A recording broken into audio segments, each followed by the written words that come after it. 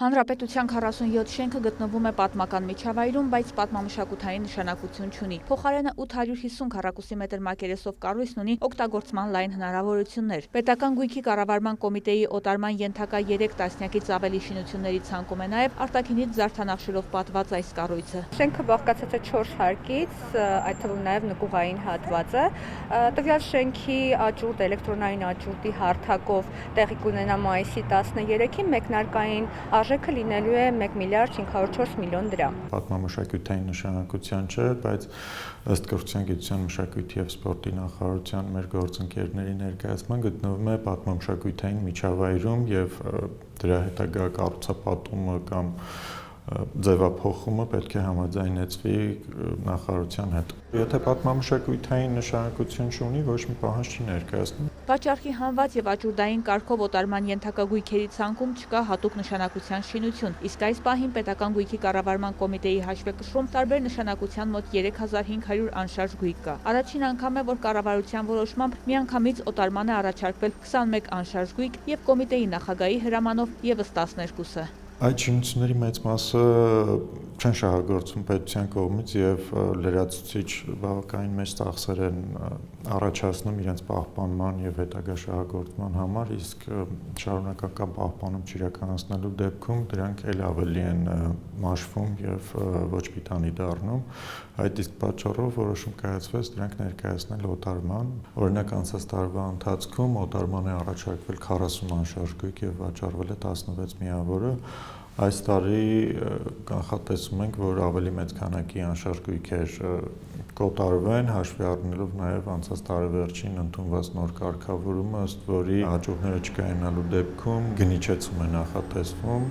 Անցած տարեվերջին վաճառքի հանված եւ չոտարված գույքերը ներառված են նոր ցանկում։ Վաճառքի հնարավորություններն ավելի մեծ են հենց գնիչեցման քաղաքականության շնորհիվ։ Համաձայն որի, եթե առաջին անգամ աճուրդ անշարժ գույքի տեղի չէր ունենում, այսինքն հաղթող չէր լինում, մասնակից չէր լինում, երկրորդ աճուրդը լինում էր գնիչեցումով, այսինքն մեկնարկային արժեքի 85%-ի չափով, իսկ երրորդի դեպքում արդեն 70%-ի չափով։ Հանրապետության 47 հասցեի շինությունը կոտարվի հենց առաջին փորձից չեն բացառում կոմիտեում։ Ցանկում ուշագրավ բազմաթիվ շենքեր կան։ Օրինակ մոլդովական 45 հասցեի գույքը կազմված է 5 շինությունից։ Աճուրդի հանված ամենաբարձր արժեքով գույքը Կոմիտասի պողոտայում է։ 14 հարկանի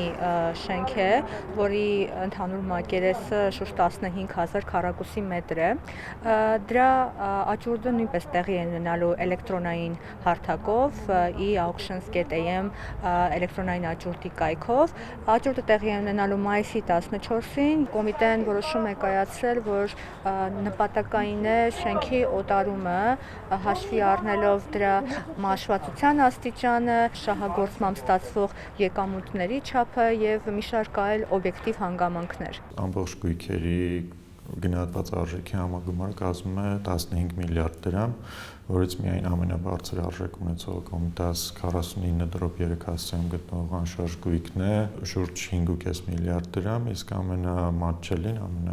էժան գնահատվածը 1.4 միլիոն դրամ ապարան համայնքում գտնվող։ Նշանակության առումով կառանձնացնեի Լոռու մարզի Ճոճկան գյուղում գտնվող շուրջ 4 հեկտար մակերեսով հողամասի եւ 1000 քառակուսի մետր մակերեսով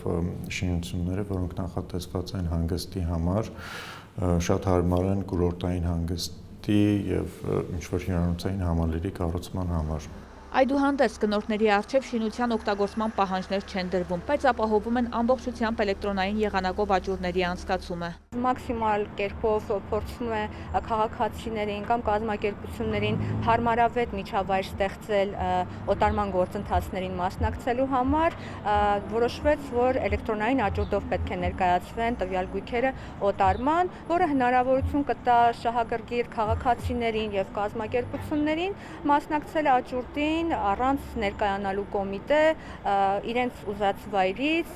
իրենց ուզած ժամին։ Էլեկտրոնային աճուրդի դեպքում մասնակիցները միմյանց հետ չեն շփվում, թեև տեսնում են հայտերի քանակն ու ընթացիկ առաջարկները։ Հաղթող ճանաչվելու դեպքում էլ դարձյալ ծանուցվում են էլեկտրոնային եղանակով։ Վարդուհի Արզումանյան, Ռաֆիկ Սողոմոնյան, լուրեր։